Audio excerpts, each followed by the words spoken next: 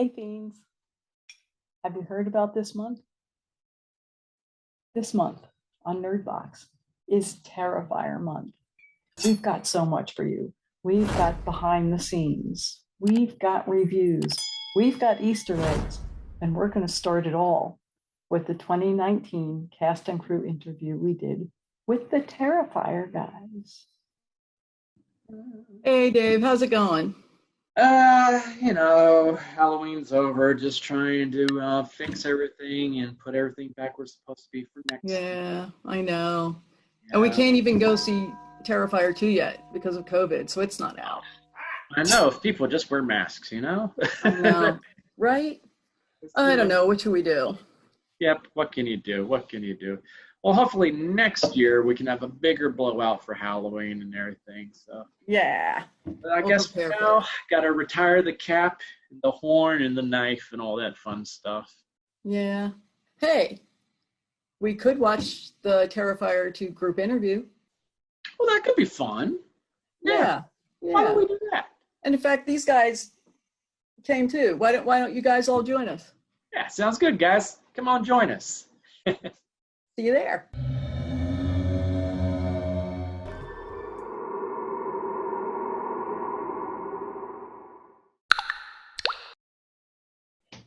Hi, Fiends. Welcome to DonnaJean's Coffee House of Horror.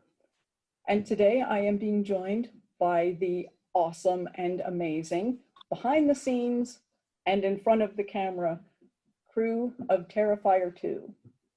We have with us David Howard Thornton, who is Art the Clown. Hey. Damien Leone, who is producer, director, writer, Mad Hatter, and does kind of everything else in between. Hello. Michael Levy, I hope I pronounced that correctly. It's Leavy, but it's all good. Michael Levy, from Fuzz on the Lens, who's the assistant director and producer. Lauren LaVera, who is Sienna, and you will get to know her and love her, and people will go and get tattoos of her, and it's just such a delight to have you here, Lauren. Yeah. And, my great love, Miss Felissa Rose, who shines the light everywhere she is. Oh, I so appreciate that. As do you. I love you so much. Thank you for having us. We're very grateful. And I don't want to forget Marcus McGill, who is also a producer and has been on set and giving me a whole lot of insight about things that have happened there. And it sounds like it was really a lot of fun. So welcome. I'm going to start with you, Damien. Would you like to, spoiler-free if possible, give us a bit of a synopsis of Terrifier 2? Ooh, okay. So it picks up right where part 1 ends off. So you basically see how Art is resurrected by, as I say, this supernatural entity that we really can't go into. And then we sort of jump ahead a year later where we meet Lauren and Elliot, who play Sienna and Jonathan, and they live in the same town where all these murders took place.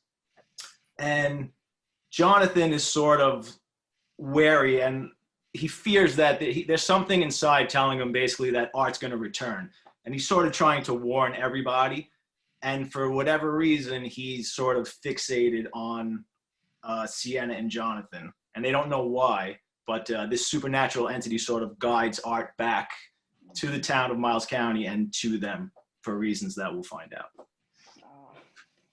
For reasons yet to be determined. Yes. Would you all give us a little bit of an introduction to your characters? Yeah. I guess I'll start then. I'm David Howard. I play Art the Clown, who, silent killer. You don't want to mess with him. That probably says it all. Yeah, you just don't want to mess with him. You come across him, you're probably gonna die. And he does seem to get fixations for certain people, so you just hope you're not one of them. Exactly. Lauren? Our most iconic character in the past, I don't know how many years, it's unbelievable. Damien created the most iconic character we've seen, at least in the last 10 years. So tremendous. Oh, thanks, Felissa. I agree. I mean, I True. see It's the franchise. truth, Yeah. Yeah. right? See how quickly people took to art. Like, I feel like most horror icons take years to do that, and this just like happened immediately. And that goes to show you the people who perform it and the people who created it are just pretty good at it. So. You're such a flatterer. All truth. Oh, Lauren, do thank you want to give us an introduction to Sure. Yeah, my name is Lauren Lavera, and I play Sienna Shaw in Terrifier 2. I was actually, I went into my email because I wanted to try to find the breakdown that Damien sent my, or I guess Jay maybe sent my agent, but I couldn't find it. But yeah, she's a 17-year-old girl who a year prior went through something pretty traumatic, and she's kind of finding herself, and she has interesting relationship with her brother and her mom, and she somehow gets entangled with this maniacal clown. And I think that's really all I can give. I don't know. I pulled up the breakdown that Jason had put up just to see. It actually doesn't say much. It just says 17 to 24-year-old Caucasian female, an alluring young woman, athletic stature, heavy into cosplay and medieval fantasy, strong-willed, lead. Sienna. Nailed it. Name must be Lauren. I got cast. There you go. Lisa, where do your character fit into this crazy world? I'm the stalker of the Terrifier family. I'm the person who chose to go to every event that they were at so I could just somehow serve coffee or do something with these people. She's actually the donut girl. She just brings us. Yeah. Yes, it's like wherever they were, I was right there. It's like, hey. And then I got to meet the most beautiful Lauren, who will completely take over this entire genre, because when people see her on screen, they will be mesmerized, compelled, captivated by both her beauty, her talent, her intelligence. And we need a strong female like this. So thank you for creating her, Damien, and thank you for bringing her to life, Lauren. And I play Mrs. Principe, who's just sweet as pie and quiet as can be. That's not typecasting. She has a bite, though. I love it. But it's so true about Lauren's character, though. It's like this character is. I love her because she is such a relatable character in so many ways. She's not one of those like weak-willed characters you usually see in these type of movies. She can hold her own, but you see her grow through this movie, which is really cool. And I think people are really going to enjoy her character. She's so much like Sarah Connor in so many ways, or like Ellen Ripley. It's just, that's what I love about this character. We've got our final girl. Yeah, and she'll be a role model. She'll be a role model to so many women. So that's great. Because you talked about the cosplay, that's what's so cool about this character. She's going to be so relatable to so many that do horror conventions, because there's so many cosplayers at these. So it's like, oh wow, when was the last time you saw a cosplayer as a main character in a horror film? Right. Yeah.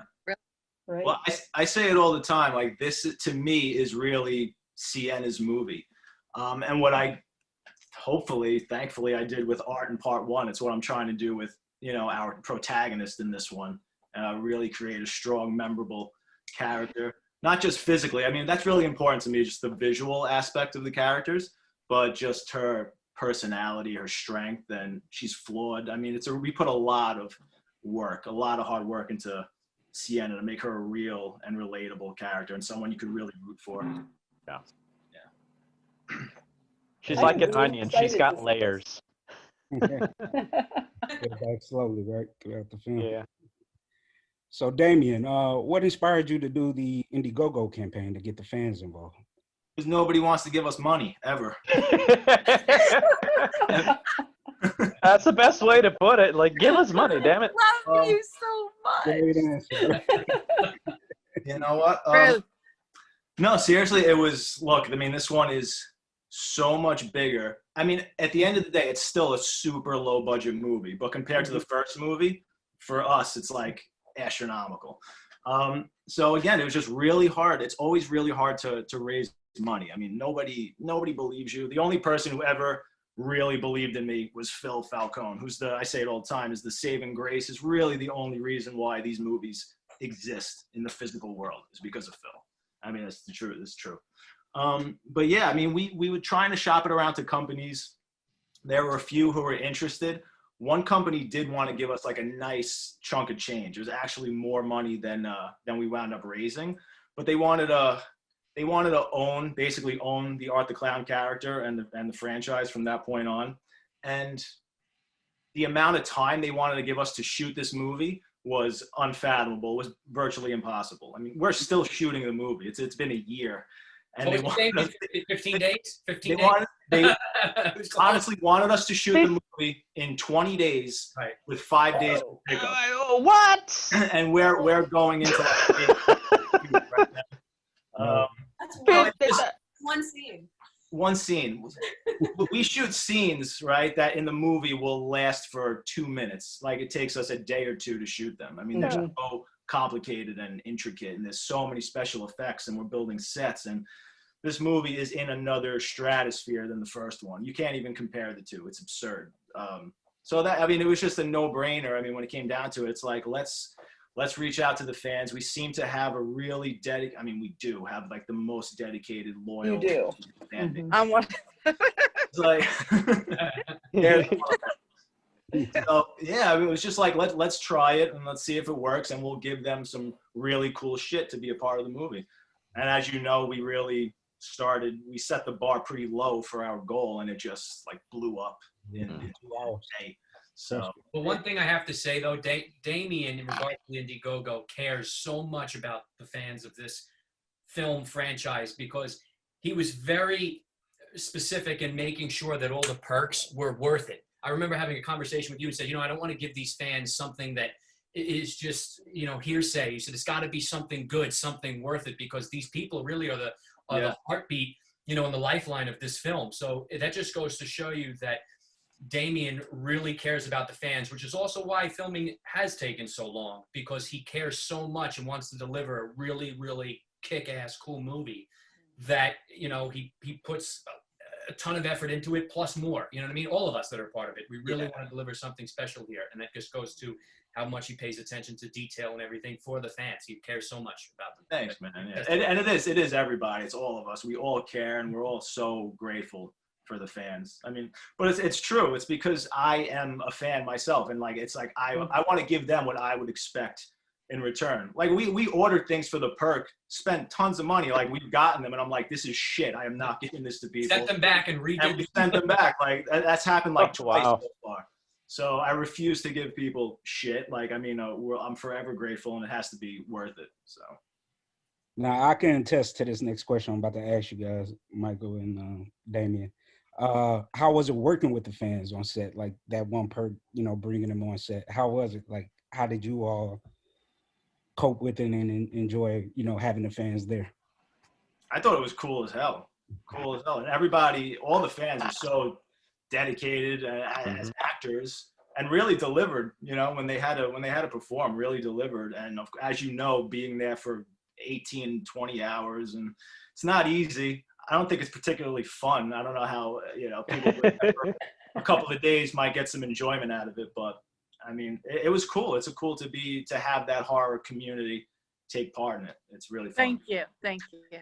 I dealt with the fans a lot, specifically in coordinating for everyone to get to the set, and just talking with them and seeing their enthusiasm was just amazing. And when they were there, Damien, we know this, just being in the business, that it is long hours and it isn't always so much fun. It's a lot of work. But you know what? The fans were there. They were excited. They were enthused, and they brought it really they did, 110%. And I'm telling you, there were times where it was like 4 a.m. and we're tired, and the fans, we're rallying them, and they're just going, bringing everything. So we really appreciated that. It was just wonderful to hear their comments and their thoughts and their appreciation for what Damien and Dave and everybody had brought to life with these characters and obviously the overall project. So it was fun for sure. Yeah, I have to say, seeing their enthusiasm on set was a nice thing. It helped us that had been going through this for so long keep going, because like, oh wow, they are so excited to be here, and it just fed us and that energy. So that week that we shot with it, so many of them, I think that was one of the most fun weeks we had on set too. It's just everything just went so well that week, and that was probably one of the most complex parts of the film that we filmed that week. Yeah, certainly the most extras that we had, the most extras I ever had to film with. So that was new, challenging, but yeah, it's one of my favorite scenes. It looks beautiful. Performances are great. I'm excited. So what about for you, Lauren? How did it feel being surrounded by such a passionate group of fans? Oh, wow.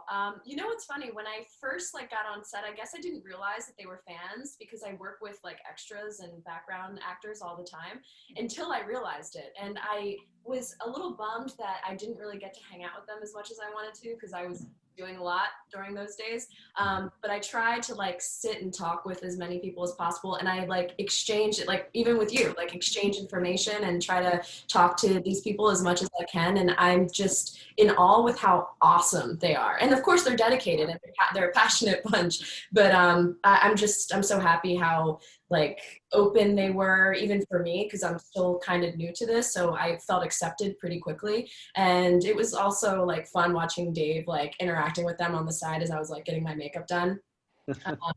So it was amazing. And I'm so grateful and fortunate to have met these people and continue to talk to them. So I can't wait to see them all again in person. Awesome. So Damien and Mike, how did you all link initially, with the Fuzz on the Lens crew? How did you all meet? How did you all end up collaborating on, your previous films in the franchise? Uncle Philly, right? Yeah, it was Phil. Yeah, it was Phil who brought us together. Phil had come down to another film we were working on, Abnormal Attraction, and he'd visit the set, and he was in the process. You guys were in the process of starting Terrifier. And he'd mentioned it. And I remember Phil's son was pretty instrumental too, talking about All Hallows Eve, Art the Clown. And we said, listen, the kind of guys we are is if you need help, give us a call. And eventually they did, and they needed, you guys needed some parts at first to be filled. And we actually auditioned. And Steve auditioned for the two cops at the end of the movie. And then Damien, after he said, all right, you got the part. And then Damien says, well, I got this cooler part for you to play, Mike, if you're interested. The only thing is you're going to die and you won't be around for any sequels. And he goes, but it'll be memorable. It'll be cool. I thought I was going to be the one hanging upside down, with the saw, but no, that wasn't me. But no, then, he cast me as the exterminator. And then I told him, I said, now that I've left the part that you were going to give to me, I said, why don't you take a look at my brother if you like the performance. It's kind of on the same level. And Damien said, sure. Let him audition, and Jason did, and then the rest is history. And then, we helped with a lot of stuff on that. And then, of course, we came together on Terrifier 2, even bigger and more so, and very grateful to Damien for bringing us on. And it's been a pleasure ever since. And not only are we obviously have worked on the films, and we became great friends, really, really great friends, all of us. And I'm not just talking just between, obviously, Damien and Phil and George and stuff, but everyone from Lauren to Dave, Felissa, everybody that was involved. We really became a family-oriented group. I'm grateful for all that. Yeah. They're just like us, personality-wise, and their work ethic is just unbelievable. They're there in the trenches with us for 24-hour shoots and shit like that. And it's just we make up our own rules, our own filmmaking rules. We don't follow your typical studio guidelines and whatnot, or your way to make a movie. We're just a total ragtag group of filmmakers, and I like that. And I like the camaraderie that we have, and we have a great working rapport. So I'll work with these guys a lot more. That's for sure. Awesome. Thank you. So Damien, with you being a special effects guy as well, on top of being a brilliant director and writer, how did it feel? I don't know. What was your thought when you saw Halloween 2018 and saw your design of the decapitated jack-o'-lantern. How'd it feel to see that after you had already done it like 2 years, 3 years prior?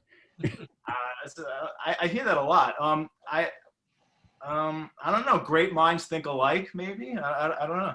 It's very close. And I do not think that they stole it from Terrifier. A lot of people say that they did, but I mean, I always say, look how many things we took from Halloween. You know, we wouldn't exist. I mean, that's just the nature of films in general, but especially horror movies. It's just take from the best, right? What inspires you, and just kind of like put your own fresh take on it, your own spin, and make it something original at the end of the day. But yeah, I mean, it was cool to see. I mean, but they say that, and like the head crush that we did to the Exterminator and Terrifier 1. But yeah, great. Like I said, grateful that they're on the same sort of wavelength, that I'm on the same wavelength as Hollywood. So that's nice. And one final thing for me. So there's, within the horror community on Facebook, I see a lot of people, a lot of fans that bring up that's new to the franchise. Can you confirm right here and now that Art's first appearance was the Ninth Circle and not All Hallows Eve? Am I correct on that one? Yes, 100%. Well, the Ninth Circle was the first short film that I ever made with him.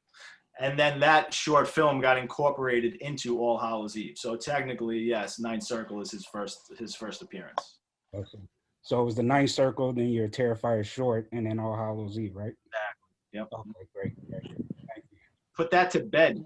That's it. Tuck it in. you. I'm going to direct the question to the ladies. And Felissa, I know you have a long history of having dealt with parts that were, you dealt with a lot of turbulence, and your character dealt with a lot of violence, and in fact, sometimes created that in a quiet kind of a way. But did it take any preparation? Did the two of you expect to deal with, when you came on to the film, how your characters came to deal with Art? Did it take any kind of special preparation for you to be dealing with his character? That's all Lauren. Absolutely. I mean, I just come on in a cameo appearance as a teacher, but she takes everything. Thanks, Lauren. I just want to talk about like past experiences in film, even if it's not Art, like what it's like to be a female taking on. I'm just really curious, because as much as you're a fan of Terrifier, I'm a fan of you. I think we all are. Oh my god. Oh. But so yeah, I would love to hear like, and I'm sure DonnaJean would also like to hear like previous experiences and stuff. Absolutely. Well, for me, I mean, I feel like I started, in sleepaway camp, and it was a lot of make-believe as a child, and just sort of through the years, I feel like I've both been victim and killer in so many films that right now it's like I can't explain it. I hate to say, there's like a suitcase and I go in and I take out all my tools that I need. So right now it's kind of like I have a plethora of kind of characters and thoughts and ideas that I bring. But I mean, it's the best. It's the greatest experience to be on a horror film. I love being the killer. So that's just my personal preference. And yeah, you get to purge a lot of emotion and a lot of excitement on the set, and it's fantastic. So I wouldn't have it any other way. I love making horror movies. And we love you making horror movies. Yes. Thank you. Yes. Agreed. Okay, I'm gonna ask Lauren, did you, since I'm gathering you don't have the history of films that Felissa had, did it take you any kind of mental preparation? I'm guessing that it did physical preparation from what I'm seeing from the trailers and stuff, that it took a lot of physical work. Did it take you any mental preparation to deal with becoming Sienna? Definitely. And I think that's every role. But I mean, I think everybody on set saw my like huge red and black binder that I would always bring to set that had. That was yours? Damien had one too. Like these. Yeah. So I'm not the only dweeb doing that stuff. So I brought it to set, and I would like just riddle my script with thoughts and subtext. So I'd constantly think like, what exactly is my character thinking, or what is she really saying when she says this line, or like what is behind that, what is, you know, all of that. And she suffers a lot, not just at the hands of art, but she's going through a lot, and she's an anxious person, and as myself, I like to not go crazy, but I do like to do some more method type of things, and I'll draw from previous experiences in my life or whatever trauma, like in my childhood or something like that. But also, like, a lot of it just happens on set when I'm like looking at Dave as Art the Clown, and I'm like, oh shit, this is real now.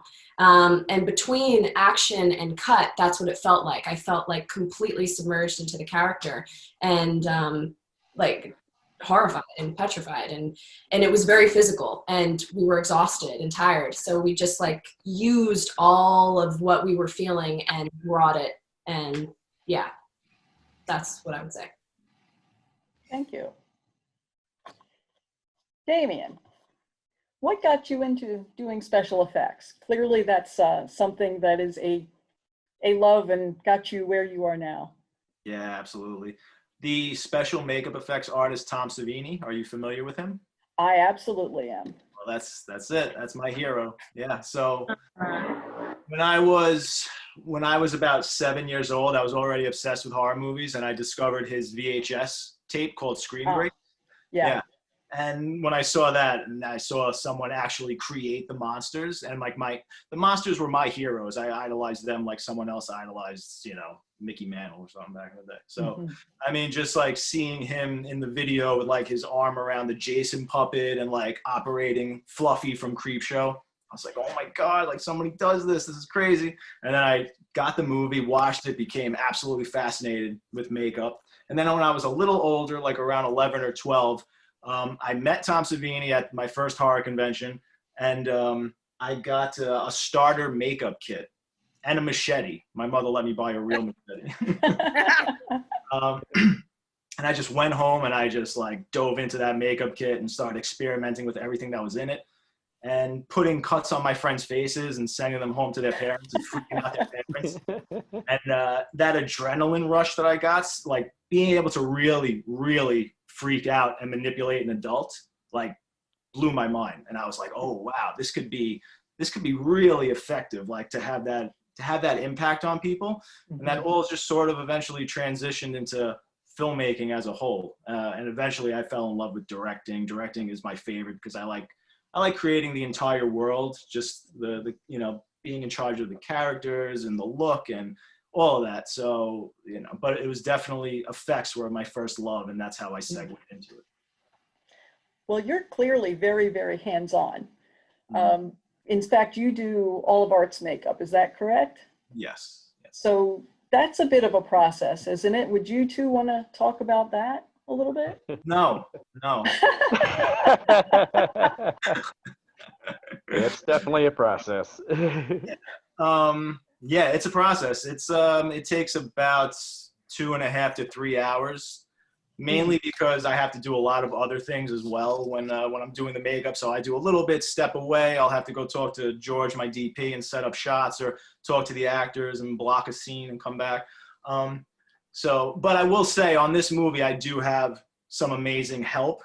I have our makeup artist, Jackie, helps me a lot do the makeup this time, and she's just a beast. Total beast. As you guys know, Olga and Jackie, you'll hear a lot more of them about them when this movie comes out, because we could not have done half the things we did without them. No. But it's a process, and it wears you down for sure, because it's like you got to tackle that, and then you go into a 15-hour day of shooting, and then you have to go and help Dave take the makeup off, which also takes an hour. Thankfully, again, I have other people who've been helping me take his makeup off, so I kind of like cut that part of it out. But yeah, what's it like for you, Dave? Yeah. What's it like for you sitting there? Just a lot of sitting. A lot of sitting is just like you get used to it after a while. I remember like when I was filming Terrifier 1, it was like the first 2 or 3 days of it. The first day it's like, this is awesome. Like third day I'm like, oh my God, how many more days do I have of this? But you get so used to it after a while. So it's like now it doesn't feel like 3 hours in the chair to me. It goes by pretty quickly for me now because I'm usually just chit-chatting the whole entire time, which probably annoys the crap out of Damien because I'm not keeping my mouth closed.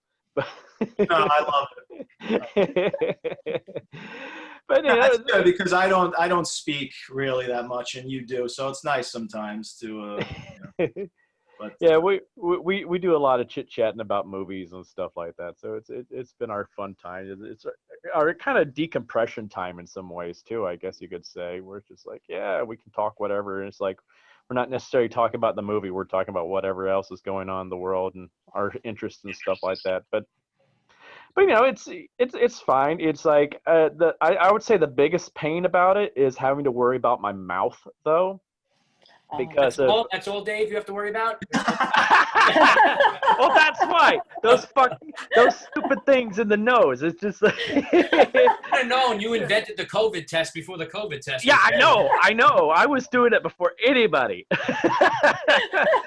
It's so funny. Oh my God. See, that's why I have to you probably see a lot of pictures of me with like Q-tips up my nose. It's because like in a lot of the location we were filming in, it was cold. And so my nose would start running, and that's not very good with the gelatin, and it would start eating away at the gelatin. It would start falling apart, so my mouth would fall apart all the time because that, and then I'd also be drooling all the time because of the prosthetic teeth I was wearing.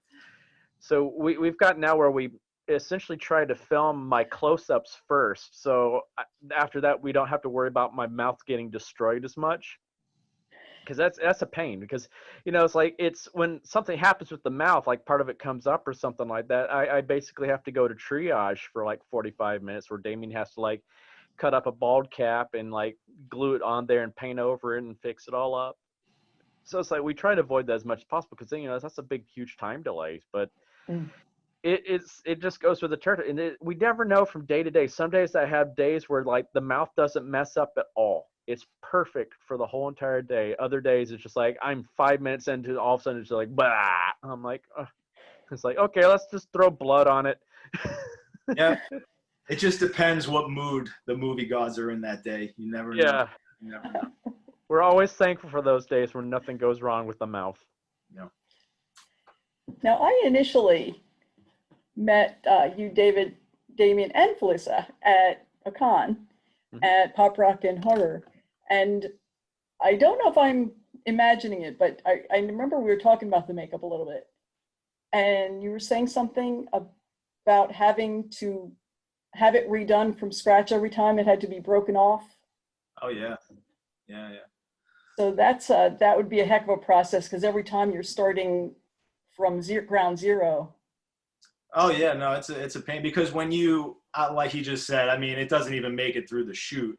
But even if you did, I mean, once you remove it, you just destroy all the edges. So you can never blend it back into the face again. I mean, that's the way it is on every movie. I mean, every time it's another day, it's a new appliance. So we've gone through like 40 masks at this point on this movie. Yeah, it's a lot of work. It's definitely the most amount of prosthetics I ever had to run for a film. Okay, well, I'm gonna jump over and ask you something, Lauren. You've shared some photos on social media of your armor. And wow, that armor. Oh, God. How did it feel stepping into that for the first time and then throughout the process of filming it? Clearly, it was an issue. Oh, that armor was so... How did it feel? Yeah. Anything I dealt with makeup pales in comparison. God, it was so easy. I was so comfortable. And I'm writing a book just about that armor. Me and my armor. And it ends with me killing myself. how much time do you have? Some time I put it on, I really truly loved it. It was a process because it was still being made as I was trying it on. There was many levels of me putting it on at different stages. And every time I was like psyched. I was like, oh my God, this is awesome. I look fucking cool. And finally, I wore it for like the first day last year in October. And I was like, okay, I look great, this looks cool. And then I had to keep it on like all night for hours, like over 12 hours plus. And I was like, okay, starting to get cold. And I just like was freezing the entire time because we film a lot outside in the winter time. I got a lot of rashes and I still have rashes. Like I still am like recovering from a rash from my final day on my shoulder. Like it's gnarly. It's disgusting looking. I will not show you. And then the duct tape comes out. Oh. Damien's genius idea to be like, just use duct tape. It will keep it together because the guy who made the costume dropped out last minute. And so it was, Olga and Jackie keeping it together. And then Damien and Phil had to make a whole nother one for me to be able to do more of the action-packed scenes with. And because none of them really do that for a living, it was like, oh, we'll just keep together with duct tape and staples and wire and magnets, and it worked. I'm not saying it worked, it was just awful. Yeah, it's a great costume. I love it. I just I'm constantly asking Damien if I can burn it, and he won't let me. So that's how I feel about it. I won't let you burn it because I'm gonna burn it. It's honestly a nightmare for everybody, not just me. It's like everybody had to keep it together. Everybody was like, how are we going to get this costume to work the entire night? Because it was, we were like fighting with it to stay together. The worst part is for an AD when it says, okay, are we ready to go? All right, Lauren's walking. And as she starts walking, something pops on the costume. And then that's back in the room for another 45 minutes. You just blew lunch. Oh. I didn't even want to eat. I just wanted to get it over with. I was like, can I just get this costume off already? Both. So. Just figuring out how to get the wings to stay on was probably the hardest part of that costume, because in the design phase we figured out, or we all agreed that she shouldn't have any strap on one shoulder, because I like asymmetry, and that just caused so many problems now. And it's just like, how do we get it to stick to her back and not be lopsided the whole time? And it was insane. But just like that sums up the movie to a T. Like a week before shooting, it's like the guy building the costume bails out, and it's like the costume is like the focal point of this film. It's one of the most pivotal things, and it's like we're basically left with a prototype of, we don't know how to build costumes. There's no time. It's like this thing is half done, and just like the ingenuity of everybody coming together. And that was just for the costume that she just shows off and doesn't do anything physical. Like she just walking around in the club, walking around with her friends on Halloween, very nice, doesn't have to do anything physical. Then for the last half of the movie, the last 40 minutes, it's just like an action movie. And it's like, how is this thing gonna, first of all, stay together and not cut her? It's made of PVC. She gets thrown to a wall, that's it. It's gonna shatter, it's gonna cut her, and it's gonna be a disaster. So it's just me and Phil, basically my producer, who's not a makeup artist, but it's just like an old school, just fucking genius when it comes to just having to build a set. Just things that he just learned from his father growing up. Like he'll just come up with something you'll never think of. And it's like, all right, we have to now reproduce this costume in like a Batman rubber that you won't tell it's different, but she'll be able to fight and it'll hold together. And so then we have to do all sorts of experimenting and research what kind of rubber it is. And we had to literally mold every piece of her costume and build this thing. It's just like the last thing you need a week before you start shooting, but you have to do it because no one else is going to do it. And that's been the shoot the entire way. But those are the people that you're surrounded by, and that's why this movie is going to be awesome, and that's why it exists. And next Halloween, everyone will be wearing that costume. Yeah. Everyone. And we're gonna be like, how did you make that? How? It's gonna be so comfortable. I can't wait. Yeah. Damien, you should wear it in the third movie just to direct the whole thing in that costume. Well, we know Jason can fit in it, so Yeah. It is actually very Valkyrie-like. Did you have an image for that in your mind when you were doing the creating? Oh, that's exactly what she's supposed to be, basically. Yeah. I've just always loved and just been obsessed with demon and angel imagery. And I mean, you know, sort of heavy-handed with the symbolism and whatnot in this film, but I always wanted to create a cool angelic female character, and we definitely did it. So I'm really excited for you guys to see what she brings to the table. It's unbelievable what she did with this character. I am so excited for everybody to see. It's really next level final girl. I'm really excited about it myself, based on just everything that you've been talking about and what little bit I've seen in the trailer. Having strong female characters, and as you said, the next level of the final girl is so exciting, because the final girl has kind of gone through the whole genre, from being very quiet, kind of a bookworm, asexual, all that kind of thing. And she's sort of, you know, graduated up to, you know, Ellen Ripley, who was maternal but kick-ass. And this sounds like it's very likely the new level, which is really awesome.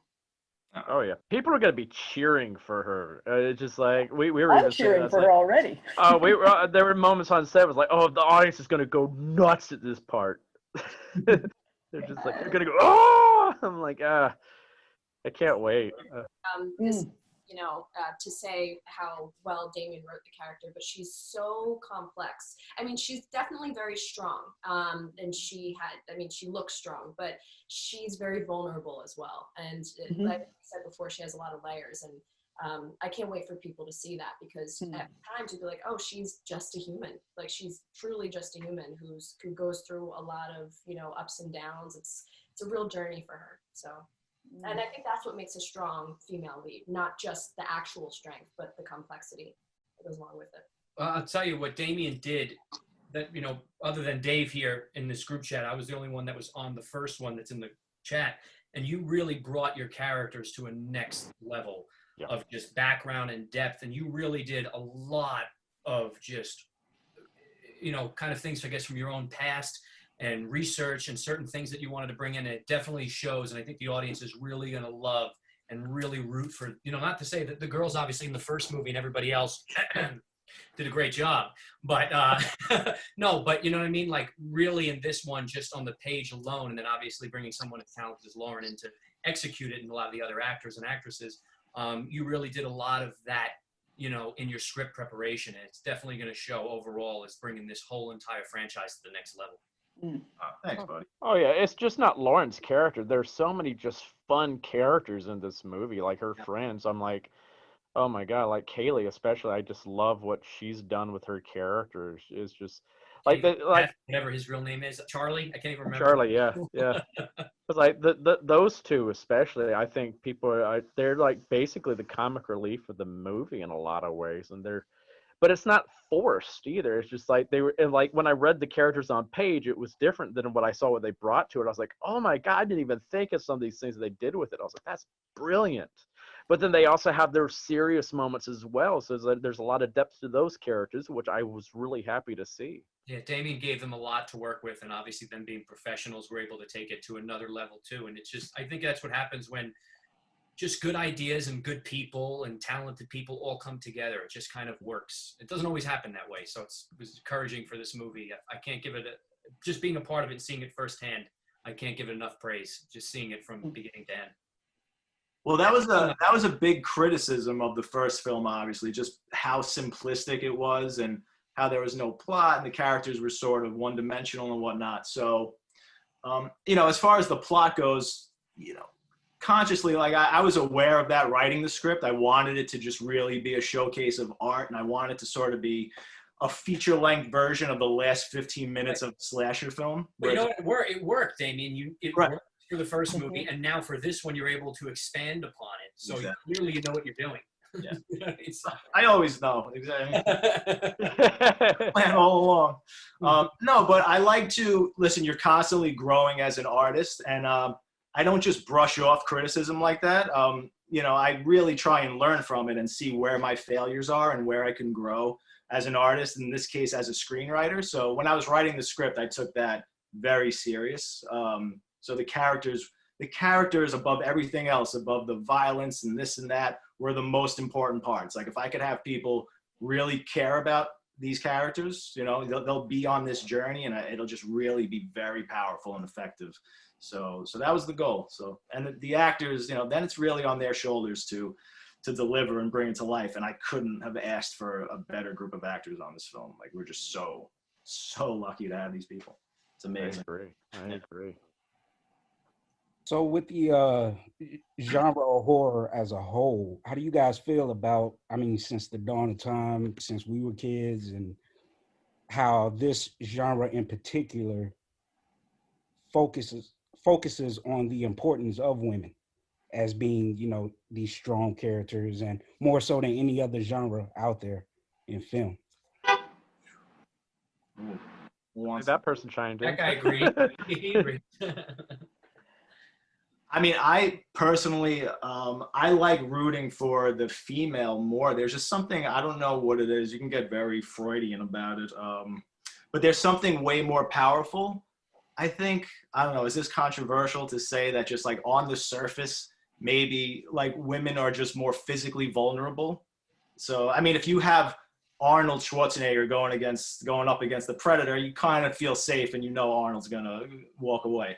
But if you have Jamie Lee Curtis, who's just this sort of introverted, you know, shy, you know, you're just like, oh, everything's stacked against her. And then when you see her like come to power, you're like really rooting for her. And like, that's just Ripley, all these characters. I mean, when Lauren and I were talking about, like, you know, we're referencing other female characters that we love. Like, my main character was Ripley. She's possibly my favorite character of all time, not female character.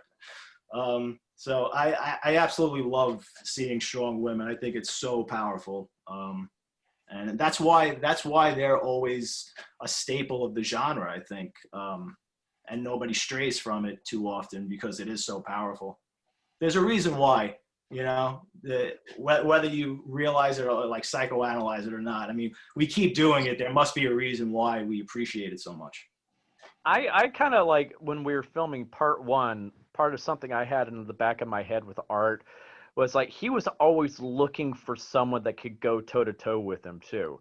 And when someone just couldn't, he's like, okay, you're no fun anymore. You're dead. You're dead.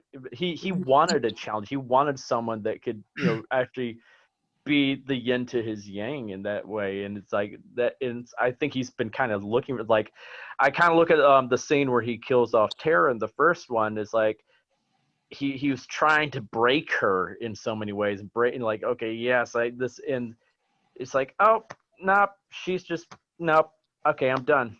I need a better challenge. I need someone that's really going to test me. Is like, this is too easy. This is all too easy. And I think this character of Sienna is that character. He's like, finally he's met his match. He has something to, it's kind of like the Joker in that way, where it's just like he needs that the opposite of him. That's his drive. It's like, I need this. This fulfills me. And that's what I love about this character in this film. It's like, he has that. He has a challenge now. I want to say that also, she's also like Lauren's character. We keep saying how strong she is and this and that, and she looks cool. Like, we never go into any sort of like Kill Bill territory or anything like that. When, you know what I mean? Like, it's still very much, even though this is, you know, sort of, it's definitely a fantasy film, not set in reality, but it's still, the rules are still very much grounded in reality. So it's still a very real character. It's a very real struggle for her to survive, or if she survives. There seems to be an interesting aspect in terms of the serial killers. Like, I just had done a Behind the Mask cast interview, and you know how Leslie Vernon had his final girl that he was wanting to go toe to toe with, and it seems to be something in the genre that we are very attracted to.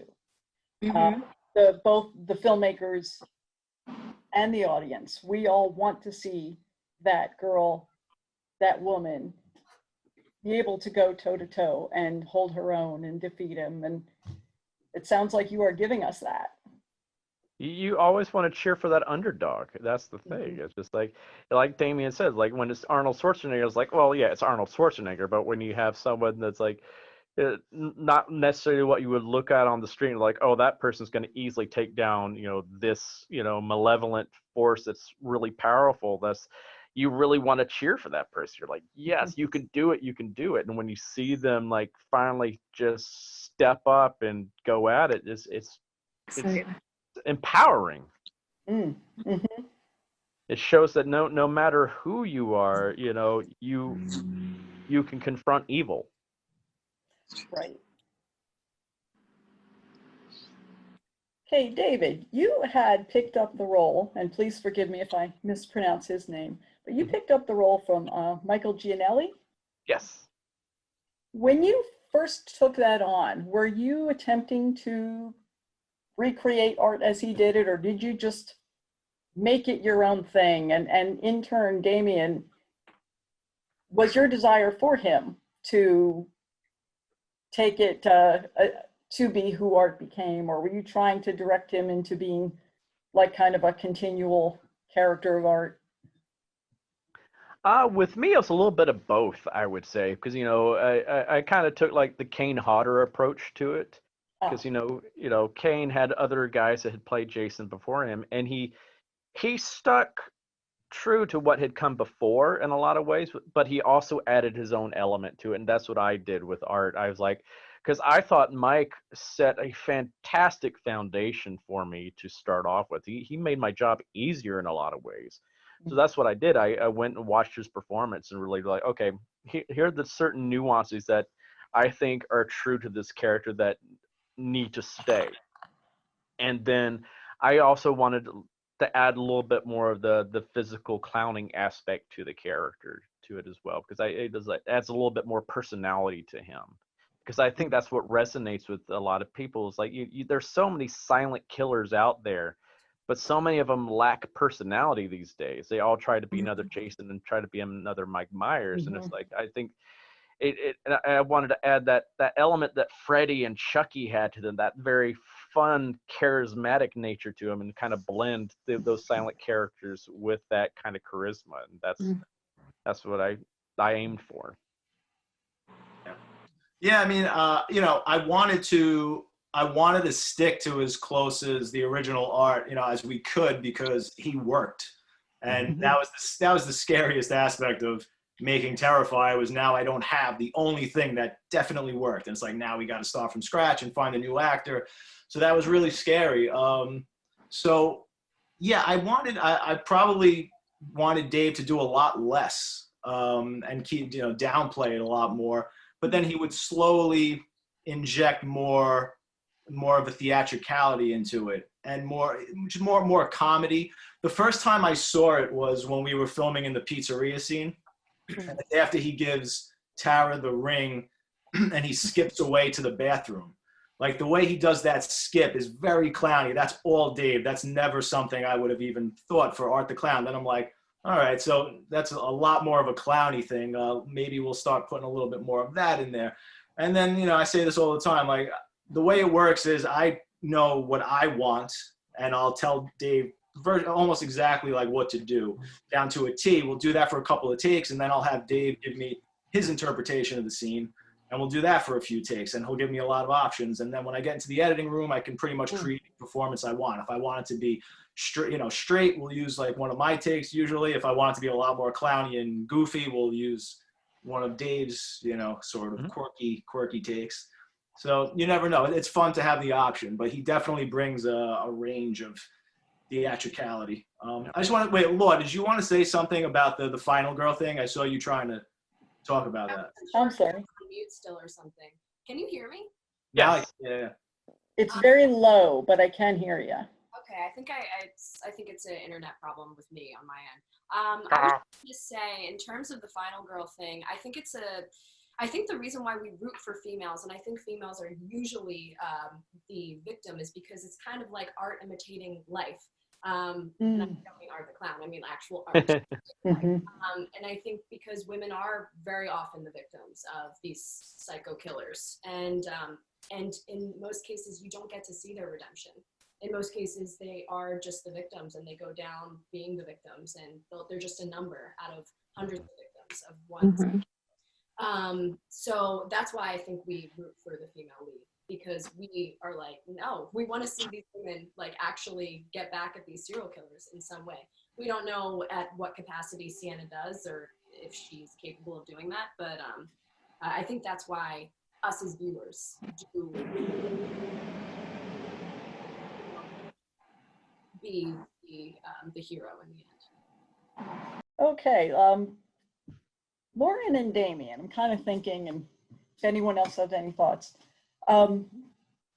Based on the teaser for Terrifier 2, there's a major fight scene with Sienna and Art. And I understand that you have a martial arts background, Sienna? I do, yes. Did you have a lot of contribution into that scene? Or is that something that was all pretty much written out for you? Well, I mean, that's a good Damien question, because I think in the script, can you hear me? Yes. Yes. Okay. Thank you. I think in the script, he wasn't very clear about what he wanted in terms of in the script, I think it was written like, oh, they rumble or something. It's not that easy, but like something like that. So we brought on a stunt choreographer, and we would get together with the stunt choreographer, and then we would decide. He would direct us, and of course he would run it by Damien, and Damien would be like, yeah, this is what I want, so try to incorporate this.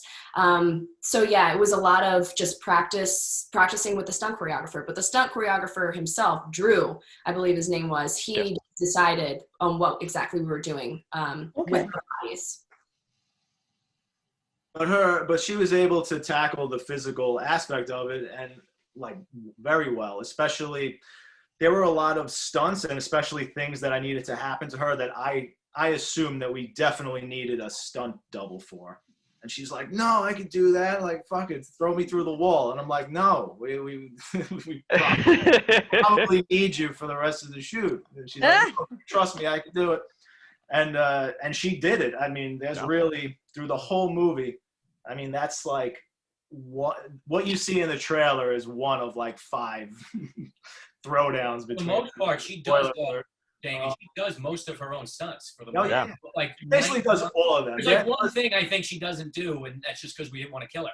Yeah, there's like one massive But she wanted to do it, if I remember. Yeah. So everything you see is her getting thrown around or throwing around. Yeah. And she's basically doing all the work herself. I'm just holding on and letting her just do everything too. So it's like that's like the secret to a lot of stunt work, you see in the movies. Like usually the person, getting all the punishment is the one doing all the work. Right. And that was Lauren. And she's doing this off of like sometimes very, very little sleep, and we're having to do it over and over and over and over and over. I'm like, I don't know how she is standing up right now. And it is very comfortable costume too. Oh yeah. Oh yeah. And then the costume would fall apart while we're doing it too. It's like, oh God, not again. Wow. I am so excited about seeing it. So you're becoming my hero already too, Lauren. Oh, Yeah. Thank you so much. Thank you. Now, Marcus and I have been chatting a little bit about the film, as you can imagine, and also spoilers away, huh, Marcus?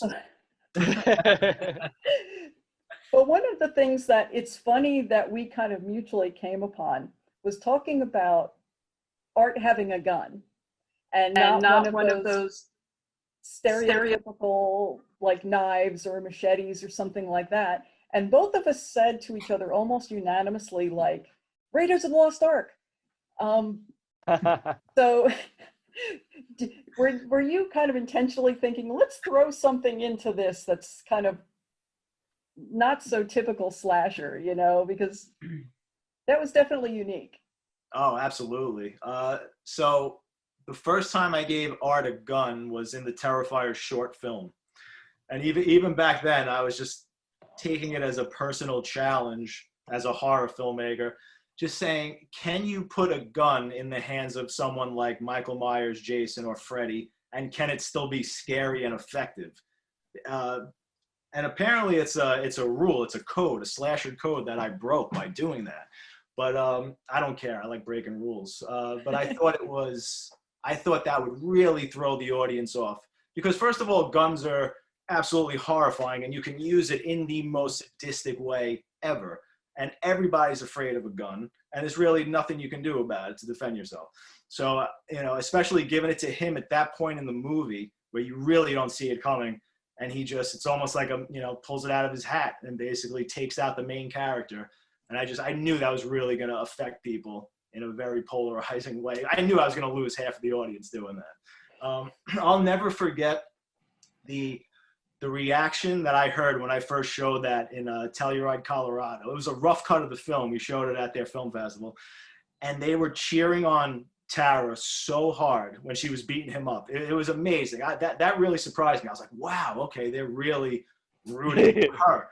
And as soon as he shot her, just like you heard the biggest like awes and like cheer, like it was like a combination of screams, cheers, like yelling, anger, disappointment. It was like the craziest thing I ever heard. I was just like, wow, that's powerful. Yeah. But yeah, I think the gun is obviously super effective. And I think it was the right move because it just adds to the unpredictability of his character and how sadistic and cheap he is. That's like my favorite part is how cheap of a tactic that is. And to me, that's total Art the Clown. It's just how cheap it is.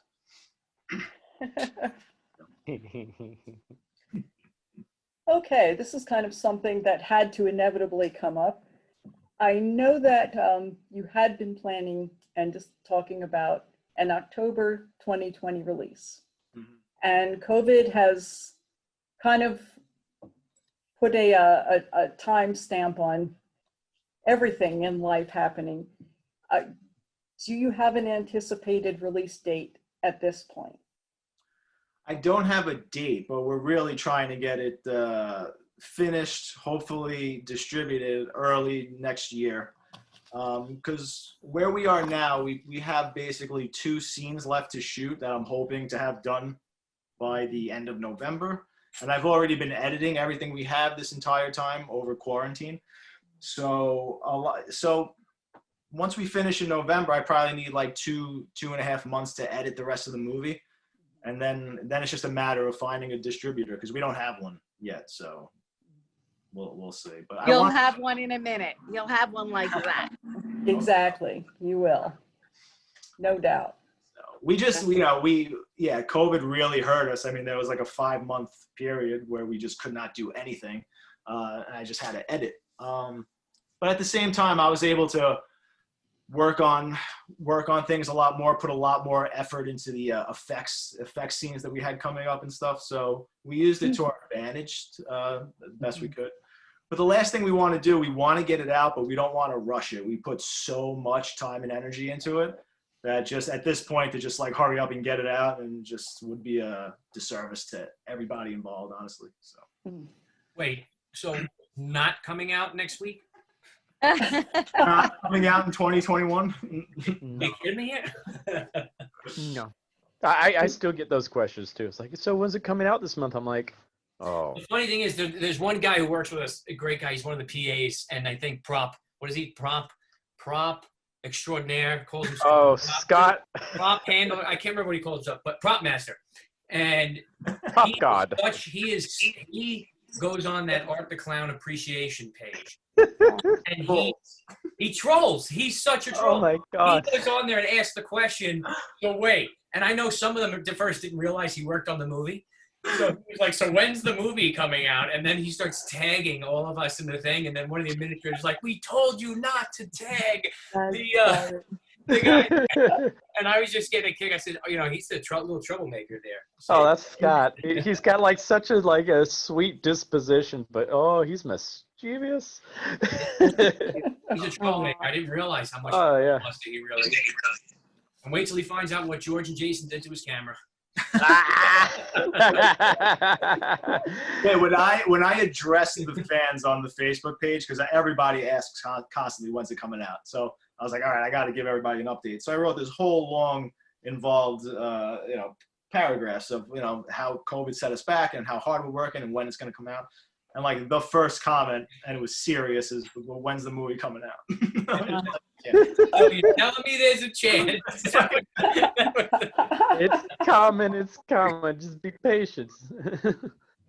Well, sadly, theaters are closing down again, at least around here where I am. And do you see digital media kind of taking over the theater experience? And if so, is there a way that you feel that the fans can let people know about your films and be supportive of your films? How we can get the word out? Yes to both. Because, I mean, you see it now. You just see these studios like Disney and just releasing their movies, and they're making more money than they'd be making in the theater just by streaming them. So that's definitely possible. And Take it to the drive-in. The drive-in theaters have made a comeback. Yes, they have, and rightfully so. They really, you know what it is? Because the whole thing is that the movies is just expensive to begin with, right? And that's a lot of what was really happening. Everyone likes to be home with their huge ass flat screen and the comfort of their home. They can go to the bathroom, pause it. So the movies were dying out. The thing is, you have to make it an experience. And I think that's what filmmakers need to find out with the drive-in. It's an experience again. It's retro, it's throwback. So if you can find a way to do that in the regular theaters and make it this big experience, it's something that we've been trying to think about as well. Is that's how you save the theaters in general, I think. Is, obviously digital is huge. It's going to be bigger and bigger and probably stay that way, but it's making it an experience. That's how you get butts in the seats. And I've been saying, I really want to try and experiment with the roadshow idea, which is what Kevin Smith did with Jay and Silent Bob Reboot, and just take the movie on the road, go to as many states as Adam Green did it with Victor Crowley, and it was amazing. Yep. 100%. And you go with your cast and crew, and you make it an experience, like Mike just said, and you do a Q&A, and if we have merchandise and you want that and whatever, it would just be awesome. It would be so awesome. It would be so. You know what's cool too, Damien? I just thought of this too. Is I think Tyler Main and Renee Geerlings did this with their film, Compound Fracture, and they actually offered roles in the raffles. They did raffles, and they offered through a raffle that they did through each town, and eventually they draw one and get someone in the movie for the next one. So obviously, that's also part of making the experience. It's something I thought of. So I just said it nationally and everybody out there. Endless opportunities. It's amazing. It's just always growing and evolving, especially like right now we're in the thick of it. This just like new revolution. I don't really think there's any rules anymore. It's just like you can change the game. That's what I want to be involved in, changing the game. I don't want to just change the game. Change the game. That's it. And like the second answer to your question is just like, how do you get the word out there? If you just have a film that just resonates with people like we have with Terrifier, I mean, your fan base it's naturally, it's organic, and we have it, and that's it. So our job now is just to keep delivering the goods and to just keep satisfying them. And like, that's exactly what we're hoping to do. I can't imagine we did not do it with part 2, but that's the only thing we could hope for, is just to give it our all and not cop out anywhere and not shortchange the fans. And that's it. Just always keep them in mind. That's what we're doing. So I have heard you both, David and Damien, mention about the idea that you have as being a trilogy. So here, not even having 2 released yet, are you moving in the directions of preparing to start getting together for the 3rd part of a trilogy, or is that to be put into the future yet? No, not yet. I think we got to get part 2 done and out there and see how it's perceived. I mean, when you're dealing with a character like Art, you can make 100 of them, as you know. So let's. I just keep saying I'm afraid to keep making them, because eventually it's going to become very redundant. You're going to run out of ideas. The kills you're not going to just be able to keep topping yourself with these kills, and it's just going to get stale. So that's my biggest fear. So I think I have enough cool ideas for one more film, but we still have to see how part 2 is received. I mean, people might, Huge. It'll be huge. they might hate it, and I might have to go off. Oh, in huge. direction. I You'll don't start see that doing rom-coms. Oh, No, they're not going to hate it, but we'll see. It's definitely too soon to say. But I'm sure 2 is not going to be the end of art. That's for sure. Yeah, I don't see that happening. Franchise. But what?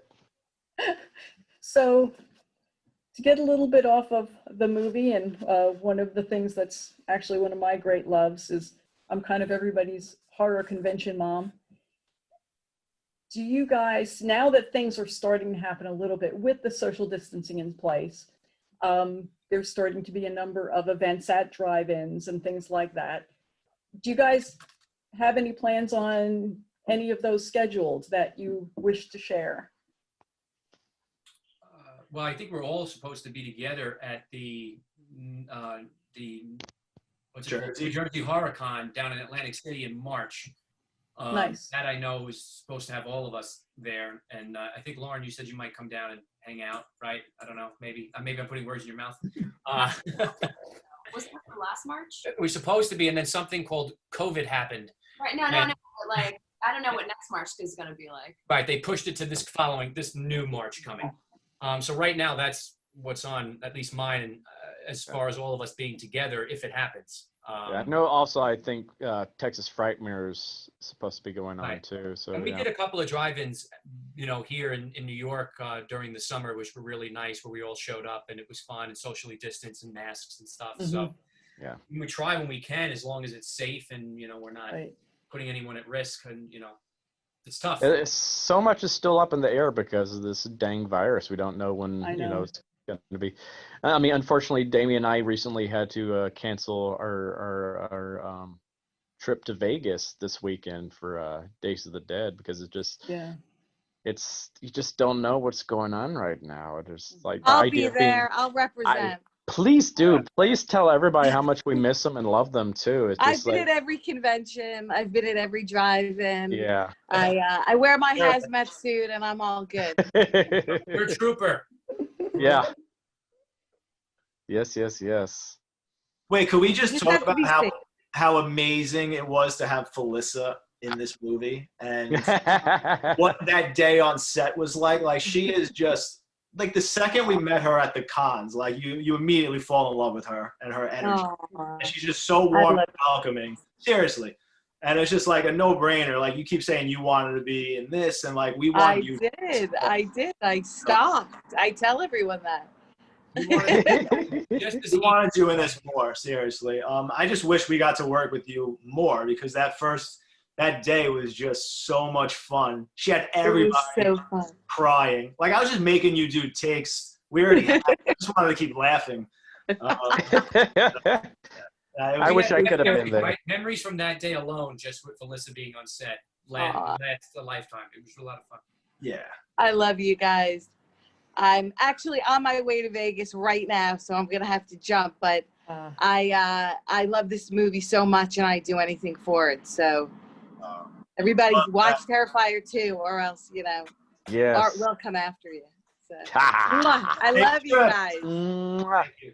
Love you too. Bye. Bye. Bye, guys. Bye. Love you, Felissa. I love you too. Bye. Aw, she's great. She is great. Yeah. So bouncing off of the convention circuit, I actually say I was fortunate to meet Damien and David and Felissa, and of course DonnaJean at Pop Rockin' Horror last year. So I'm grateful for that, and I just want to thank you all for your time, and definitely Damien, Michael, Lauren, David. It was a pleasure being around you guys, and thank you for the opportunity allowing me to be a part of the film. What do you all have in the pipeline down the line, like when things start normalizing again? What are some upcoming projects that you all have planned? I'm going to be consumed by this one for a while, I'm going to say. And then, I don't know, we'll see. Like I said, we'll see how how the audience takes to it.